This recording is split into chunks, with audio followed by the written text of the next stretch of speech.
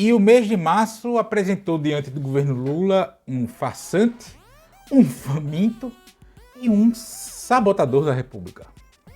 Vem comigo. Antes de seguir, gostaria de pedir seu like nesse vídeo e sua inscrição nesse canal. E assim você nos ajuda a chegarmos a mais pessoas. Obrigado. Eu gravo esse vídeo no domingo 26 de março, são agora por volta de 10h30 da manhã. E na semana que antecede eu gravar esse vídeo, o Brasil assiste a 3 personagens com perfis parecidos, ou essencialmente no objetivo, né, que é atrapalhar a vida do governo Lula. O primeiro que eu vou comentar aqui é sobre o farsante, que é o ex-juiz da Lava Jato, atualmente senador pelo estado do Paraná, o Sérgio Moro. O Lula deu uma entrevista à TV 247, no qual eu comentei nesse vídeo aqui, em que é o momento de baixar a guarda demais, diante da entrevista, ele comentou que quando estava preso, ele só pensava em foder o Moro. Como eu comentei no vídeo, uma reação normal, natural de qualquer ser humano em relação ao seu algoz que o colocou na prisão injustamente, conforme ficou provado pelo Supremo Tribunal Federal. A atuação de Moro foi toda uma farsa no Lava Jato e ele continua ainda com seus bracinhos em órgãos de Estado e sempre um farsante e um traíra, que o diga o Álvaro Dias nas eleições de 2022, enfim, do ano passado, né? E quem diz que está tudo errado, nesse caso envolvido o Moro, é o próprio Conjur, que é o principal portal jurídico do país, que aponta que a Justiça Federal do Paraná não tem competência para atuar nessa suposta ameaça ao Moro pelo PCC, enfim, não tem. Vale ressaltar que assim que o Lula deu entrevista, o Moro disse que a sua família estaria ameaçada por conta dessa fala. Só que a suposta ameaça à vida de Moro e seus familiares já é sabida pelo próprio Marreco desde janeiro deste ano.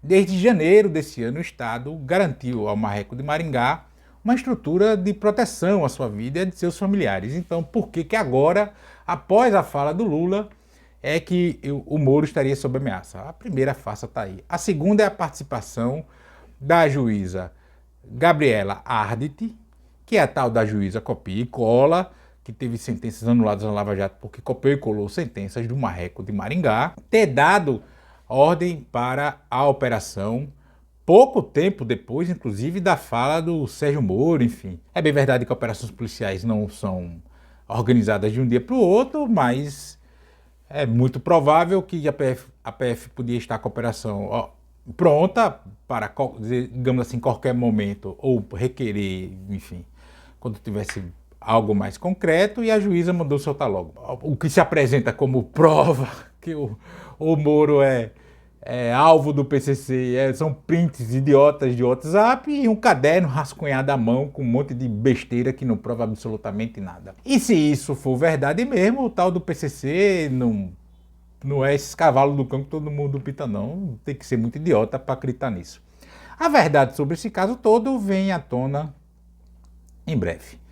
Esse enxame todo em torno do Moro, da mídia, mais uma vez comprando sem apurar, sem investigar, sem questionar a versão morista de algo que ocorreu ou não, serve inclusive para abafar ações do próprio governo Lula. Veja, em menos de 100 dias, o Lula está em vias de completar 100 dias à frente do governo federal, o Lula já retomou o programa de aquisição de alimentos, já retomou políticas para ações culturais, reajustou o salário dos servidores federais, reajustou a merenda escolar, a gente já tem um reajuste do salário mínimo que começa a valer a partir de 1º de maio, a gente tem a volta do Bolsa Família com valores mais altos e a volta das condicionantes como matrícula escolar e vacinação. Campanha de vacinação também já foi retomada pelo governo federal. Relações diplomáticas já foram retomadas pelo governo federal. Então a gente tem uma série de ações nesse sentido, adotadas pelo governo Lula. Basicamente tudo que o governo federal pode fazer apenas com a caneta do Poder Executivo, o Lula já colocou em prática, né? A retomada de obras paradas, obras de estradas, enfim. A questão do submarino nuclear já está sendo retomada. Então, tudo que pode ser feito apenas com base na caneta do Poder Executivo, o Lula botou para fazer. O segundo personagem que ganhou destaque nessa semana antes de eu gravar esse vídeo é o faminto pelo poder, o deputado federal Arthur Lira, presidente da Câmara de Deputados. Ele agora está brigando com o Senado sobre a tramitação de medidas provisórias. Veja, as medidas provisórias já têm um prazo para serem votadas, sob risco de perder efeito e não podem nem ser reeditadas, salvo no intervalo de 6 meses. Então isso é muito grave, isso é muito sério. Durante a pandemia, o Congresso Nacional adotou regras diferentes para apreciação das MPs, porque a capacidade de reunião estava mais complicada, tinha muitas sessões e reunião de comissões, etc., que eram feitas de forma virtual. Então adotou-se essa nova regra para garantir que o Poder Legislativo Federal discutisse as medidas provisórias. Agora isso não se aplica mais, as casas estão se reunindo presencialmente, tudo aparentemente volta a ser como está. Mas o Arthur Lira quer manter a taxa das comissões mistas e assim ele diminuir o poder do Senado. E aí causa um grande imbróglio. A gente precisa lembrar que, inclusive, na fila de votação dos MPs, a gente tem medidas provisórias ainda do governo Bolsonaro a serem apreciadas pelo Parlamento brasileiro, para depois entrar as medidas provisórias do governo Lula. Essas medidas, inclusive, se não forem votadas, trancam a pauta do Congresso Nacional. E aí a gente tem a questão do arcabouço fiscal que o governo federal quer apresentar em substituição ao teto de gastos. E aí já empata, mais uma vez, já atrapalha o governo Lula. E falar em atrapalhar o governo Lula, que é o grande sabotador que nós temos hoje no Brasil, que é o presidente do Banco Central, Roberto Campos Neto. Ele é o grande sabotador do país. Na última reunião do Copom, na quinta-feira, 22 de março, o Copom manteve as pornográficas, como todo mundo tem dito, taxas de juro básica a 13,75% ao ano. Descontada a inflação, se subtrai a inflação, a gente tem entre 7% e 8% de juro real. Nenhum país do mundo pratica essa taxa de juro real. Ele fala que há sinais de inflação e de deflação e por isso vai manter. Primeiro, esse argumento é um idiota. Você tem sinais de fiação trocada ao mesmo tempo, isso não existe. Segundo, que a gente não tem inflação de demanda, ao contrário, o Brasil pode entrar numa crise de crédito pesada, séria, se essa taxa de juros não for reduzida. O que isso quer dizer? Quer dizer que você, pequeno empresário, que quer investir no seu negócio, terá mais dificuldade de fazê-lo. Você que tem alguma dívida a pagar, sua dívida está mais cara, inclusive a dívida pública brasileira. Os títulos da dívida estão elevadíssimos. Isso só atende aos financistas. O tal Banco Central independente é dependente do financismo brasileiro.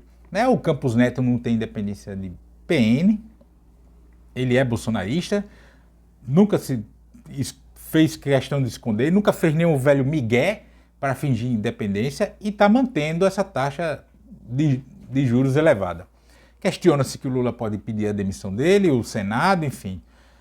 Politicamente o Lula não quer gastar essa bala agora, mas se o esticar da corda for, eu aposto que ele vai jogar isso. E ele chegou na entrevista dos 47, que falou N situações, mas só o Fudeu Moro ganhou repercussão, porque é isso que a grande mídia faz mesmo, para dificultar a vida de governos progressistas. Ele falou sobre isso, e ele cobrou o Senado, não de forma truculenta, nada disso, que o Senado tensione com o Banco Central, inclusive outros pontos da lei da autonomia, que é a garantia do bem-estar, emprego, desenvolvimento econômico, enfim. E não só conter a inflação.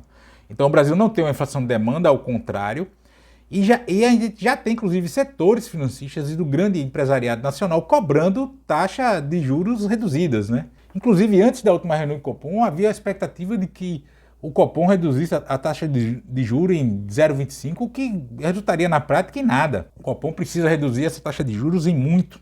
O Brasil precisa voltar a ter crédito. O dinheiro no Brasil precisa voltar a ficar acessível à população, para que as pessoas possam investir, inclusive para que se gere riqueza. Veja, se não tiver essa redução da taxa de juros, todas essas ações que o governo Lula tem feito, e mesmo que a relação com o parlamento se assente e se chegue à normalidade, elas terão um efeito muito limitado, porque o dinheiro está caro. Veja, você tem PA, retomada de estradas, obras, etc. O BNDES vai voltar a investir em desenvolvimento, a Petrobras vai mudar sua política para fazer o mesmo, etc. Mas com dinheiro muito caro, isso tem um teto baixo. É preciso que o dinheiro esteja barateado, o custo do dinheiro. Por isso que a Luísa Trajano da Magazine Luiza é uma das que mais esbraveja sobre essa questão do crédito, porque as vendas nas suas lojas diminuem. Isso vai atingir a economia como um todo. O Roberto Campos Neto é o grande sabotador da República.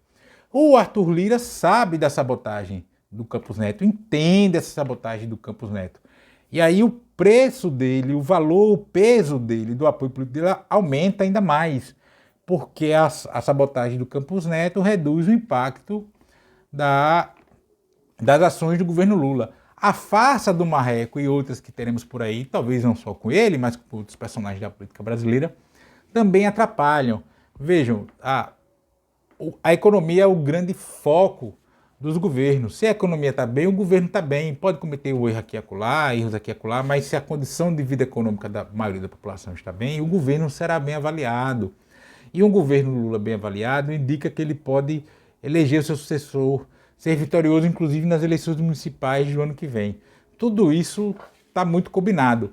O Campos Neto, o grande sabotador da República atualmente, é a grande alicerce desse tipo de coisas em relação ao governo Lula. Então é por isso, e entre outras questões, né, mas essencialmente por isso que urge o fora Campos Neto. Se não ele na persona, mas ele na ideia, né, a redução da taxa de juros, um índice de inflação, uma taxa, né, a meta de inflação, melhor dizendo, mais condizente com a realidade, um pouco mais elevada, e o dinheiro mais barato para fazer a roda da economia girar e melhorar as condições de vida de todo mundo. A aprovação do governo Lula e o seu fortalecimento político eleitoral para as eleições de 2024 e, consequentemente, ou não, para 2026, isso é desdobramento, isso pode ocorrer ou não, há outras nuances nas eleições. Mas essencialmente é isso. Né? A gente sabe que se não reduzir a taxa de juros, o governo vai enfrentar alguns problemas aqui, vai enfrentar problemas de aprovação popular, de resultados concretos de suas políticas, de fomento das suas políticas, na ponta, educação, em todas as áreas, e isso aí gera desgaste político, e aí se a política está bagunçada, a economia não tem como ir bem. Mas é possível a economia ir mal com a política organizada. E aí quem está garantindo a economia ir mal, independente do ambiente político, é o Campos Neto. Mas e você, o que acha disso tudo? Comenta aqui. Também peço o like nesse vídeo e sua inscrição nesse canal. Peço, caso você possa e queira, sua contribuição aqui no canal, clicando no botão valeu. Também peço que você acesse meu blog de texto, que é esse que está aparecendo aqui embaixo da tela. Compartilhe esse vídeo em todas as suas redes sociais, inclusive no WhatsApp e no Telegram, se você tiver. Porque assim você fortalece a luta minha e sua contra o fascismo, a brasileira. E nos comentários, sempre lembrando, só não vale xingar, nem falar do nome do povo. Grande abraço.